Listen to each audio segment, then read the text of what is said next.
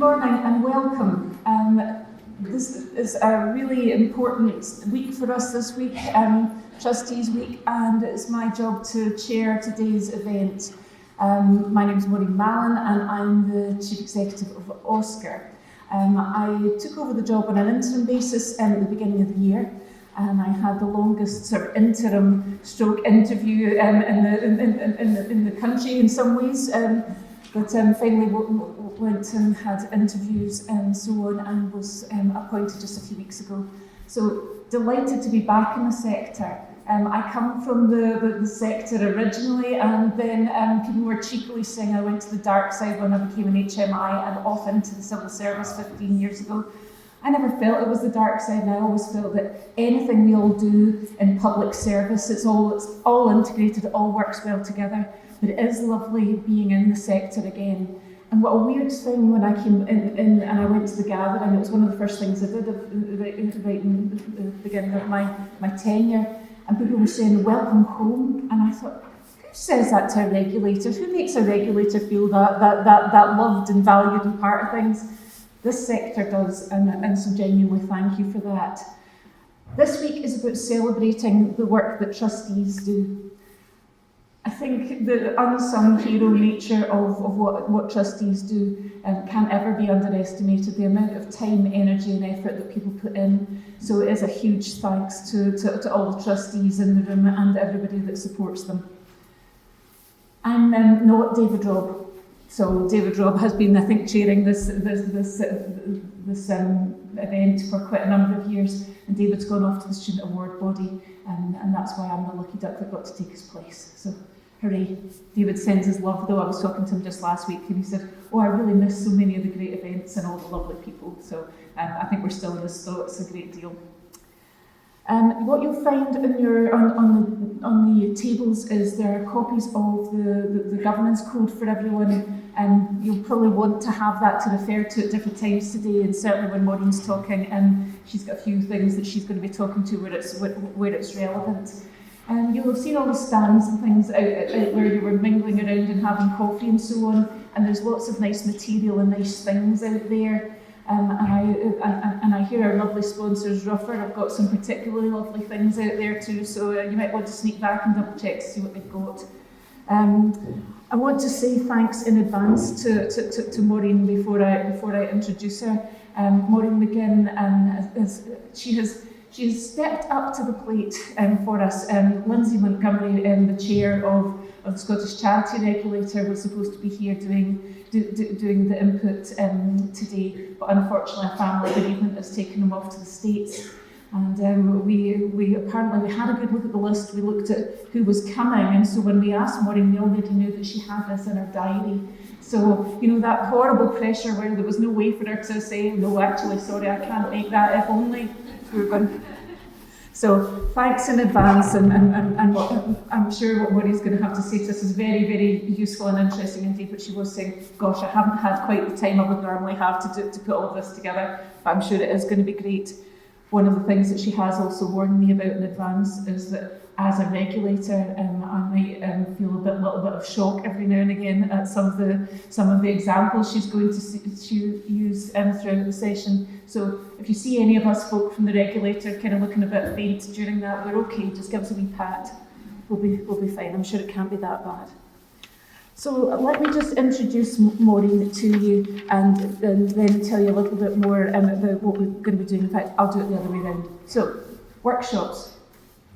It's a free-for-all, isn't it? So quite exciting. We don't ask you to sign up. And I was talking to Jodie about that earlier on and saying, why don't we? And he said, people don't be like anyway. So if we ask people to sign up, they'll think, oh no, I quite fancy that one instead. So get yourselves to the workshops. We'll be popping the information up at the end. You won't come back here in between workshops, so you just need to go and have the nice relaxing break and then move on to the next workshop.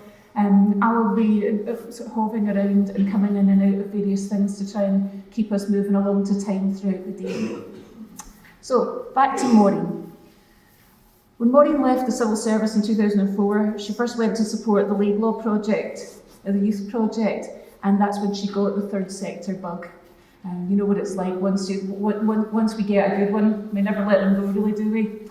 So at that stage then, Maureen first joined the first Scotland Committee of the Big Lottery Fund, and then eventually and subsequently she became the chair.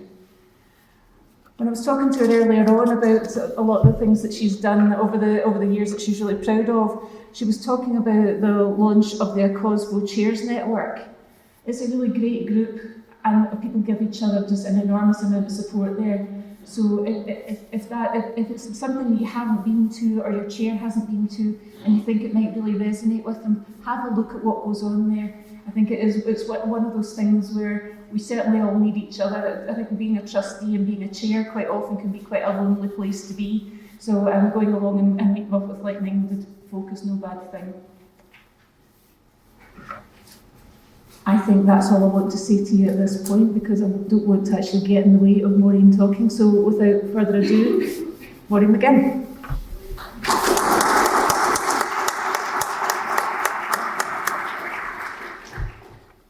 Thank you, Maureen. That's quite handy, isn't it? Really tough for us to forget the names today. So I am genuinely very pleased to be here, and as Maureen said, I'd already signed up for the event, and I'd done that because I've been to these events before and I've always found them to be very useful, and I find them useful in ways of being able to get new ideas, as opportunities to meet people and actually learn from other people's experiences, and also finding out about reliable sources of support. So, and as some of you know, for me personally, I think it's quite timely to have a top-up on best practice in charity governance, because after 13 years, at the end of this month, I will be leaving the Scotland Committee of the National Lottery Community Fund, as it's now called, and it was formerly the Big Lottery Fund when I joined. The last 8 years I've actually been as Scotland Chair, and also a member of the Fund's UK board. And during that period, I had not taken on any new trustee roles, and I gently stepped away from the ones that I had.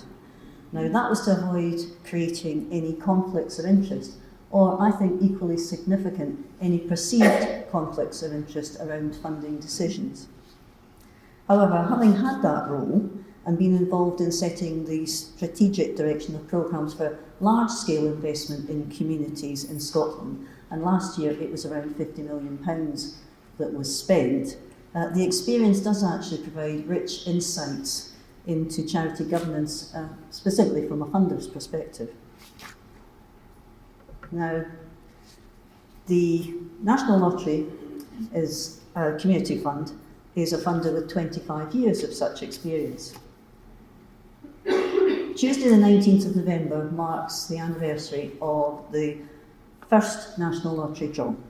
And you may have noticed, and you probably will in the coming days, increased media advertising around the 25 years of lottery funding and the impact that that's made. And if you take it in Scotland, a global figure, since we started, £3.1 billion has been spent in communities, around 64,000 good causes. Now, at that global figure, that's covering investment in sport, in culture, in heritage and community. However, if we just separate out the community projects, then over that same 25-year history, you're talking about an amount of 1.4 billion that's been spent supporting over 39,000 different activities. And that ranges from the 25 million invested in the Helix project between Falkirk and Grangemouth, and those magnificent kelpies that I can never resist having a look at, whether we're passing in the car or in the train, to the thousands of small grants that reach into communities across the whole of the country. And with 97% of our grants currently going to the voluntary and community sector, you can see we've had plenty of time to refine our thinking and our questions around boards and good governance. I think any funder, irrespective of the scale of their investment, will always be encouraged by evidence of good governance. And I think equally important, evidence of efforts to improve governance as well. So, with the theme of the day, a recipe of success, I thought I might take a look across at the world of great restaurants to see if there was anything of relevance that might be shared. But the reason for doing so, as with the rest of the day, is to connect back to one of those reliable sources of support I just mentioned. And the Good Governance Code, which you've now got on your tables and was launched last year, and I won't dwell on an overview, except to say the code is useful and I've regularly referred people to it. And of course, as Maureen said, we'll see throughout the day how the workshops relate to and they interweave with the code's 5 principles. I'm going to leave this slide up for now because I'm going to come back to it. So why mention restaurants apart from, I think at short notice, a tortured attempt to connect a recipe to success, for success. So the idea came from a conversation with my husband John, who's here today. John does all the cooking in our home and he enjoys it. And on a point of information, Jodie, when you asked for a favourite recipe for the conference programme, I confess I did struggle, but the one in it really is one of the very few recipes which I've cooked because it is so simple and I think it's always delicious. So, anyway, back to John's story. So some years ago in fact, with my very, and I have to say very enthusiastic encouragement, he attended a cookery course at a hotel with a 2-star Michelin restaurant.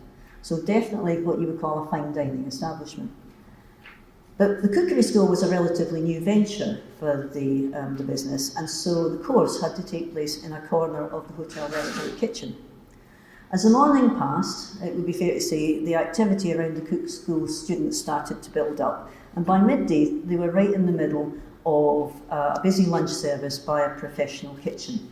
And I suspect more likely they were trying to keep out of the way of a very busy team of people who were the kitchen brigade. And all of these people were totally focused on producing the high quality food. John tells me it was a fascinating experience and he learned from watching the transformation of raw ingredients by people working as a team into beautifully presented plates of food that were set down on the pass, which is the barrier area between the kitchen and the restaurant, and for collection by the waiting staff who come in to take the food to the customers. Now, for him, the whole experience which struck him most, the lesson which struck him most forcefully from this experience was actually about leadership, and particularly the role of the leader of the kitchen, the head chef. He noticed with interest that the head chef was sitting on the restaurant side of the pass, and he wasn't in the kitchen. Now, the chef was quality controlling the output, keeping an eye on the bigger picture, checking whether the orders were building up or the waiting staff were picking up the plates quickly, but he was not cooking. And because of efforts made in advance, the chef knew that the kitchen team had the required ingredients and they had the skills. They knew what each dish should contain, how it should taste, and they could also check photos to see how it should be presented so that they could ensure a very standard and exquisite presentation of each plate before it was swiftly passed to the waiting staff. So it seemed to me that rather like Trustees, the head chef's main focus was on the operation as a whole, in its context, with quality and reputation in mind, and not just focused on activity, in this case cooking. Now, of course, in the charity world, there are many charities without any paid staff, and I've been a trustee of one myself. So naturally, trustees in these organisations have to focus and actually have to be in the equivalent of the kitchen, which is cooking away. But I think the point is to remember that even in these situations, at regular intervals, we must take a walk around to the other side of the pass and consider the bigger picture, looking to all our trustee duties. And I think in larger charities too, we might need to remind ourselves where we can add most value. And that's by making sure that we've got good governance to support the organisation to be the best it can be. Not necessarily spending too much time in the kitchen, even though we still enjoy it, and that's why we got involved as a trustee in the first place. A brief anecdote about a charity I know, and it's now very healthy and thriving again, but it went through a difficult period when reserves were run down to almost nothing. New staff that had been taken on in a period of enthusiasm for expansion had to be made redundant, and premises that it had held for many years had to be sold off. So why did that happen if it had a functioning board, which met regularly with meetings which were attended by staff and duly minuted? Well, everyone on the board was there because they were passionate about the cause. And let us say it was the protection of lobsters. And I assure you it was not. So the board were all fantastic lobster experts, people who had lobster sanctuaries, people who knew about lobster physiology and care, and who had also appointed an enthusiastic lobster expert as their chief officer. But it seemed that there was no one there who knew about charity governance, or finance, or fundraising, or HR. I won't go into the details, but I'm pretty confident that a few non-lobster experts on the board that had one or more of the other areas of expertise I just mentioned probably would have raised issues or questions which would have caused the board to pause, and I think could have saved quite a lot of subsequent pain. Happily, the new board now has a diverse mix of skills and experience, including digital, because they make quite a lot of use of their website. The chief officer likes lobsters, but also knows about running an organisation. And I believe that lobster welfare is happily being promoted and the lobsters are happy.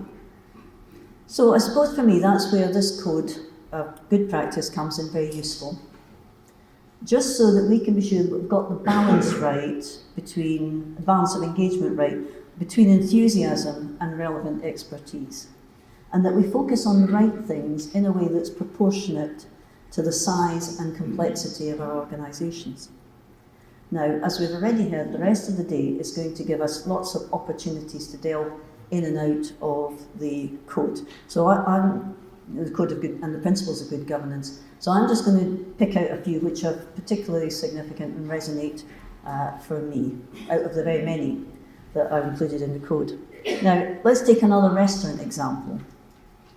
So, if the costs of running a food enterprise exceed income, in a private sector commercial venture, that restaurant or cafe would probably not stay in business.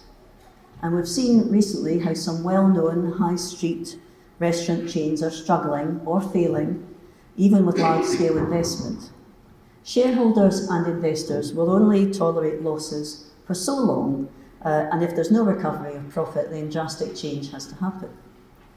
And say if we have a social enterprise cafe that focuses on the social and community benefits at the expense of the enterprise aspect, that too will not necessarily sustain its activity through earned income alone. And that brings us, in a sense, to organisational purpose, because with that social enterprise cafe, that might be totally appropriate. And it will be accepted that cross-subsidy from grant funding will be required. But that should be a planned and conscious choice in line with organisational purpose, which could be to offer employment experiences to people who would otherwise find it difficult to get a job. So in this example, having a cafe that had higher levels of staffing than would be found in the commercial sector makes perfect sense, because then it can provide adequate training and mentoring and support to people, and the trainees in the employability programme. Another example might be for a cafe to decide to offer affordable food at prices which means that the local community can access it. But these local prices might also require some subsidy. It's lower prices, sorry.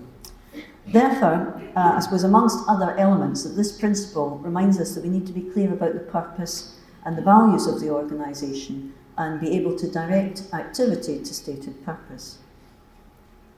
Included in here too, actually, is a reminder to be clear that all the assets, including staff and volunteer time, are being used in ways that are consistent with the organisational purpose and, of course, the needs of people who are intended to be beneficiaries. I think this is quite a significant area for funders to consider, because I think in the past, when funders have had specific themed programmes seeking to support particular activities or particular outcomes, some organisations have found themselves drifting from their core purpose in pursuit of the funding. We at the Community Fund now recognise that people in communities know best what is needed, and we want to see evidence that what we are being asked to fund or to support with funding is linked to what is required. So let's say a community group is established to support the people living in a particular place, and that's its core purpose. We would not wish to dictate what should be delivered, But we would want to understand how what is being proposed has been shaped by and will be directed by local people. And we'll take the same approach with thematic communities as well as place-based ones. I should say we also want to see work which builds on the strength of people and communities and is well connected too. As an aside, this photo that the communications team have used is taken at a project that I really like, which is called Pause for Progress. I don't know if anybody knows of Pause, but they work with rescued dogs and they assign them to prisoners, and I think this photo is possibly taken at Pullman Prison. Leadership. This is an interesting principle with many facets, including the notion of shared leadership, or as the code puts it, you make sure the board understands they are all part of the leadership team and understand their responsibilities through good induction, regular training and performance review. I can think of some examples, and I'm sure you can too, where the long-standing chair of the board was also the founder of the organisation. In such cases, sometimes there's an implicit acceptance that this person has acquired some form of super trustee status and that their views carry more weight than other trustees, and their opinions can't really be questioned, even if the other trustees feel very uncomfortable or would like to adopt a different policy or practice.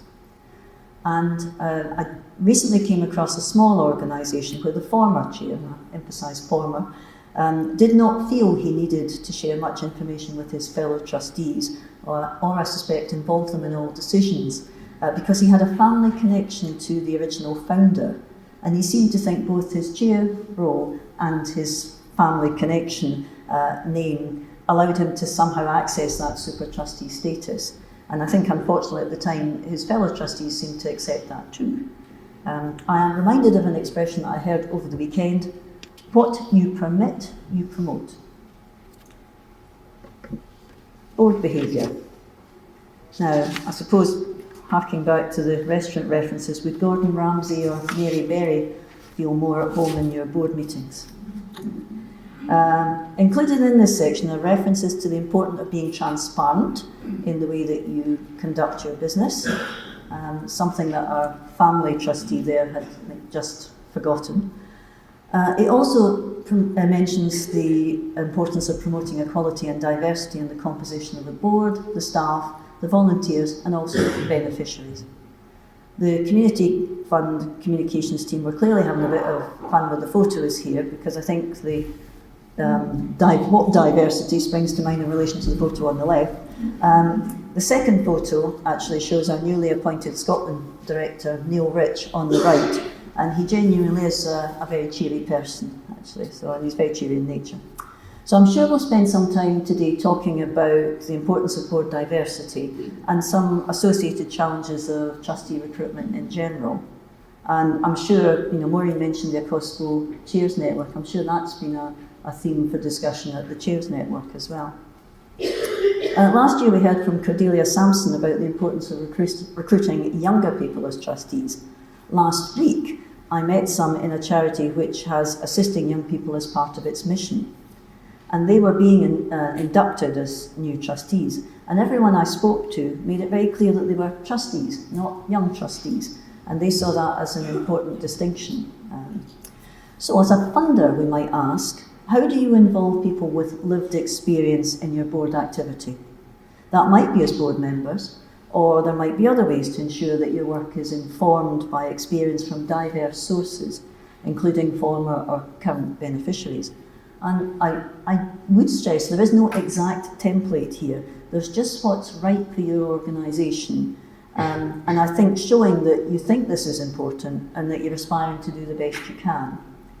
And there will be organisations here today who've got some excellent experiences to share, and I look forward to learning from them. This slide is called Control, and that's for the section, and I think another little joke.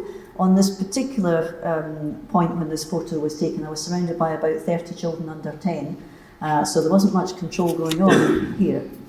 Anyway, as you might expect, this section is encouraging the development of appropriate controls on progress and performance of the organisation. Now, people who know me know I've had a long-standing interest in evaluation. And as one of the founder trustees of Evaluation Support Scotland, I do want to use this section to draw out the importance of self-evaluation. Having these, and also the importance of having these skills embedded in your organisation, and not just in one or two members of staff who've been sent on a training course to fulfil or to satisfy a funder's reporting requirement. And it is still common to hear evaluation described as something that must be done for funders. And indeed, Maureen, some years ago, I heard a former chief executive of OSCR remind trustees that evaluation was a government's concern, a way of helping them know that they were achieving their organisational purpose. And I think building and embedding self-evaluation capacity is important to ensure that the reports and evidence produced are helpful to you as trustees when you are reviewing organisational performance. It also reduces the risk of losing this self-evaluation capacity if it happens that those few trained members of staff depart for other jobs. But another important element, and one I would stress, is that having self-evaluation capacity as an organisation allows us to be intelligent customers of any external evaluations that we commission or that are being paid for to review our work. And that ensures that we get best value out of that external evaluation. We can ask questions of expert evaluators to make sure we're getting the best out of the exercise.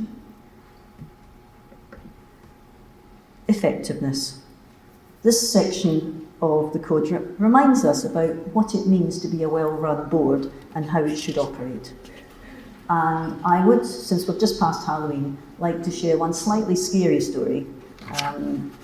I was chatting to a lady who told me about an organisation with which she was involved. She lived in the community where the organisation delivered much needed services. And she was complaining about the change of delivery location for a particular club or activity. This had been moved from a place where people gathered and had attended to be delivered from the organisation's own premises. And she said, well, fewer people attended. And she genuinely thought the service just wasn't meeting the needs of the intended beneficiaries. So I suggested, since she said she was involved, that it was a matter that she could raise at the board. That's when she said she was the chair of the board and that the board hadn't met for over a year. And she seemed to be waiting for the manager of the charity to call a board meeting, and that was clearly not going to be happening anytime soon. I find it scary, partly because I suspect the organisation involved may be advertising and promoting the inclusion of local people and their experience on the board as an example of good governance in practice. And you heard me say earlier why drawing on lived, and in this case local experience, is essential. But I think in that example, as with the lobster charity, the real issue seems to be about the balance of trustees' skills on the board and a balance of experience, along, I think, with a lack of induction and training for trustees. Turning the tables. Now again, this is an expression which can refer to restaurants, getting 2 or more diners at a table during a service. So in that context, it's about turnover and output. However, it's also the title of a report by New Philanthropy Capital, published over 10 years ago now, which highlighted the amount of charity resources in Scotland that were consumed by separate reporting to funders. I recently looked at the match funding profile for an application to the Community Fund. The charity have 15 other funders offering from £1,000 to £40,000 in grants. Now, if you add us, that's 16, and it's still got a funding gap over the next 3-year period, so it will be seeking more funders, potentially quite a lot of resource-consuming reporting. I mention this because I recognise how many of us in third sector organisations have to rely on a patchwork of funding. But I think it is always worth exploring whether any or all of those funders might be willing to accept a standardised report. It doesn't always work, but there is a case to be made that a good generic report, which should also be useful to you as trustees, and might just have a little bit of bespoking, might satisfy the requirements, especially if you can show how this will mean that important charity resources, back to what we were saying about time and staff time, can be freed up to focus on service delivery. Now, as with at this event, as you would expect, complying with the law and regulatory requirements are of course fundamental. Whether someone is running a fine dining restaurant, or a small social enterprise cafe, or a befriending project. And as an aside, I'll put this up. Have you noticed how careful restaurants now are to ask about food allergies and intolerances? I'm certainly much more aware of that now.